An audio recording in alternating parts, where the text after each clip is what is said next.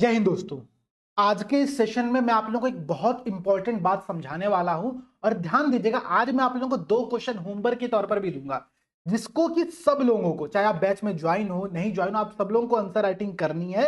और अंत में मैं आप लोगों को उसका मॉडल आंसर दूंगा, जिससे आप लोग अपने अपनी कॉपी को इवेल्युएट करोगे। ठीक है, कुछ कॉपी सैंपल तौर पर मैं चेक करके भी आप लोगों के साथ शेयर करूंगा। ठीक है, अब बात समझिए हम लोगों को करना क्या है। जैसे कि मैंने आप लोगों को एक 25 डे के टॉपिक्स का एक आपको पूरा शेड्यूल शेयर किया था कि भाई ठीक है, आने वाले 25 दिनों में हम लोग को ये 50 टॉपिक कंप्लीट करने हैं।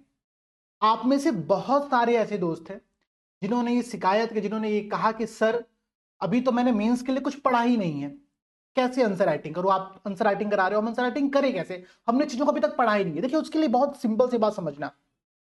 जीएस पेपर 1 से लेकर के जीएस पेपर 6 तक का जितना सिलेबस है, सिलेबस बहुत ब्रॉड है। अगर आप सिलेबस पढ़ने बैठोगे तो पहली बात, आपको किसी बुक में बहुत ही स्ट्रक्चर्ड कंटेंट नहीं मिलेगा जिसका आप आंसर राइटिंग में इफेक्टिवली यूज कर पाओ। दूसरा, उसका सिलेबस आप गूगल से पढ़ोगे, क्लासेस से पढ़ोगे तो बहुत लंबा समय लगेगा। उसका जो अल्टरनेटिव सॉल्यूशन होता है, सॉल्यूशन ये होता है कि हम क्या करें, हम टॉपिक वाइज आगे बढ़े। तो मैं आप लोगों को हर मंथ 50 टॉपिक प्रोवाइड करा रहा हूं, जिसकी आप लोगों को आंसर राइटिंग करनी है। जैसे कि डे 1 का दो टॉपिक मैंने आप लोगों को दिया था। पहला टॉपिक क्या था? मध्यकालीन भारतीय मंदिर की मूर्तिकला। मिडिवल टाइम का जो इंडियन टेम्पल्स थे उसमें जो मूर्तिकला है, मैंने आप लोगों को टॉपिक पढ़ने को कहा था। सेकंड टॉपिक मैंने आप लोगों को दिया था वाइस प्रेसिडेंट, उपराष्ट्रपति। ध्यान से समझना। आपको ऐसा लग सकता है कि सर मैंने इस टॉपिक के बारे में कुछ पढ़ा ही नहीं है, मैं क्या लिखूंगा आंसर राइटिंग करना। ये जो चीज आपके अंदर है ना, इस बिहेवियर को मैं क्या बार बार कह रहा हूं कि ये बिहेवियर एक जड़त्व का रूल है कि आप लिखना ही नहीं चाह रहे हो, आप आंसर राइटिंग स्टार्ट ही नहीं करना चाह रहे हो। जैसे कि मैं बात करता हूं बहुत सिंपल सेंस में, जैसे मानो अगर आपने प्रीलिम्स में आर्ट एंड कल्चर को पढ़ा है, आपने सिंपल सी बात है मध्यकालीन टाइम पे बहुत सारे मंदिरों का एग्जाम्पल पढ़ा होगा कि भाई ठीक है, उड़ीसा में कौन से मंदिर बनाए गए थे, दक्षिण भारत में कौन से मंदिर बन रहे थे, नॉर्थ इंडिया में कौन से मंदिर बन रहे थे, उनकी क्या क्या विशेषताएं थी, आपने पढ़ा हुआ है। हमको वही चीज आंसर में लिखनी है। जैसे कि आज का जो आपका पहला प्रश्न है, मैं पहला प्रश्न बहुत ही क्लियरली आप लोगों को पढ़ दे रहा हूं और ये प्रश्न आप लोगों को इस वीडियो के डिस्क्रिप्शन में भी मिल जाएगा। प्रश्न क्या है, ध्यान समझिएगा।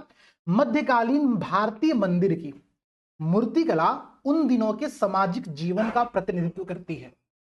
ये एक स्टेटमेंट दिया गया, इसको करना है स्पष्ट। 125 शब्द में आपको आंसर लिखना, ध्यान समझिएगा। उस समय की जो मूर्तिकला थी वो क्या बता रही होगी?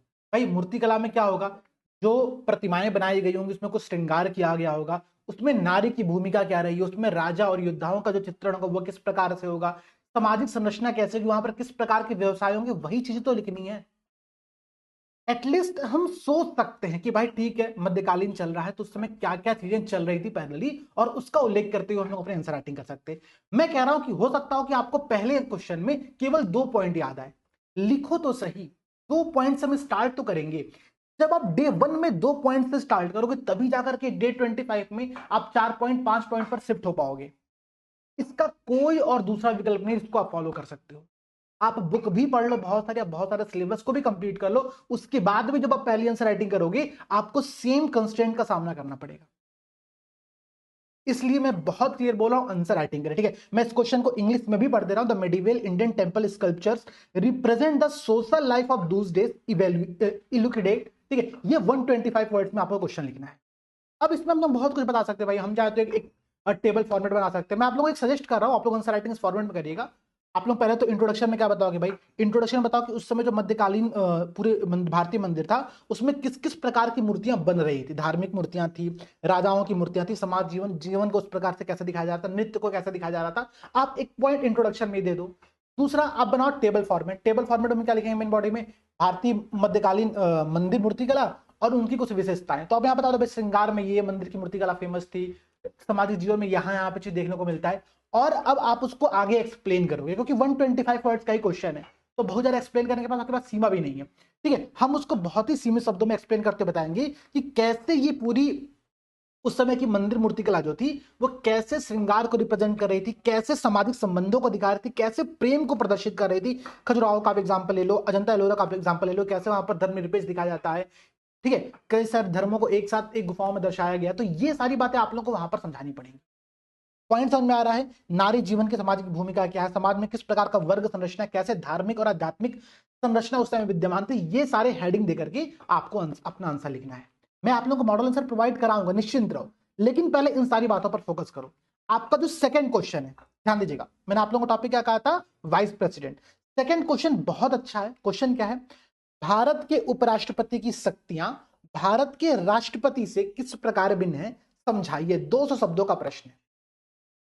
सबसे सिंपल स्ट्रक्चर मैं आपको बता रहा हूं, आप एक टेबल फॉर्मेट बनाओ, एक तरफ उपराष्ट्रपति एक तरफ राष्ट्रपति, दोनों की पावर का कंपैरिजन कर दो। इससे अच्छा कोई स्ट्रक्चर हो ही नहीं सकता, क्योंकि प्रश्न ही आपसे डिमांड कर रहा है कि उपराष्ट्रपति की शक्तियां राष्ट्रपति की शक्तियों से किस प्रकार भिन्न है, ये आपको समझाना है। बात क्लियर है?